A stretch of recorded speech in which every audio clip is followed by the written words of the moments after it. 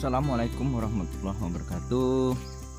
Selamat pagi, salam segar sahabat petani semua, sahabat planter di mana saja berada. Alhamdulillah, di hari yang ketiga jadwal di kebun kembali saya akan membuat konten. Kali ini masih berhubungan dengan kelapa sawit. Begini sahabat planter semua, sahabat petani sawit di mana saja berada. Kali ini saya akan membuat konten mengenai tanaman karet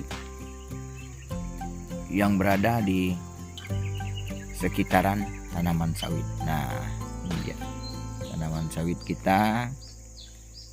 Di samping juga tanaman sawit.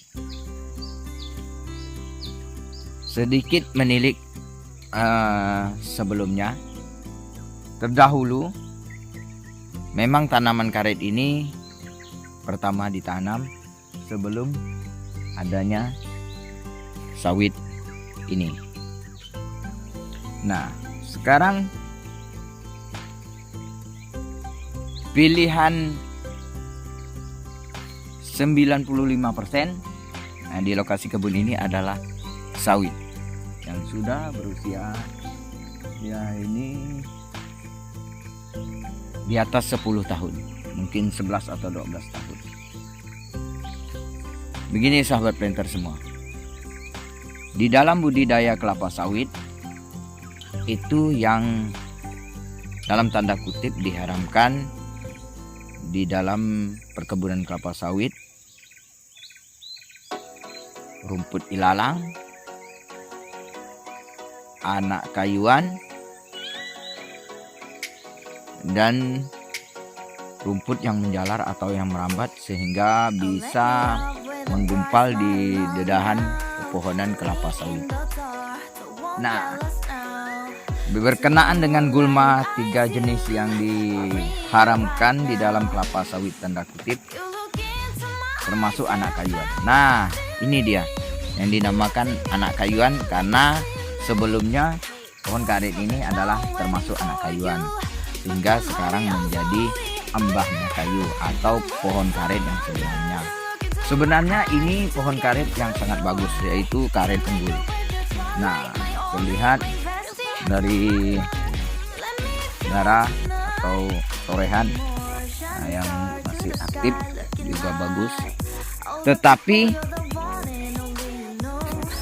di dalam budidaya kelapa sawit kita harus ada pilihan. Andaikan kita ingin hasil produktivitas yang semaksimal mungkin atau yang terbaik. Nah, di sini pohon karet hanya berjarak ke sawit ya kurang lebih 3,5 meteran.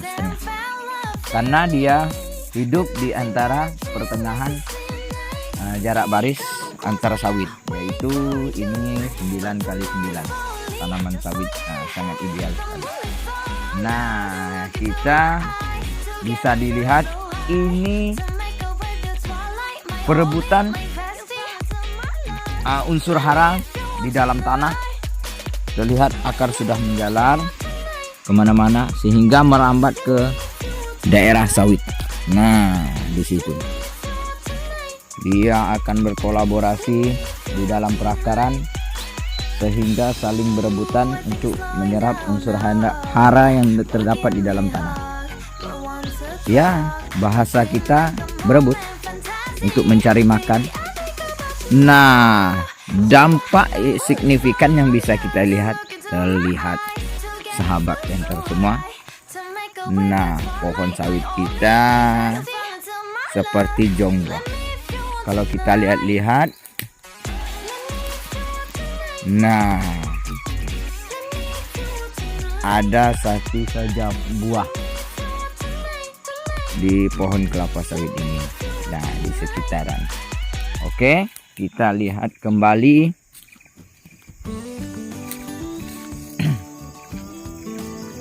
Nah, ini di pinggir bagian kiri terlihat jong, sama sekali tidak ada buah.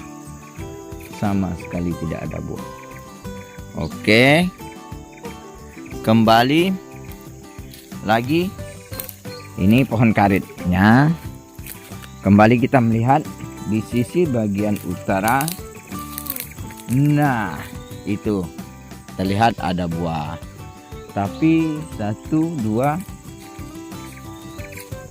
nah hanya tiga janjang saja atau 3 tandan saja buahnya.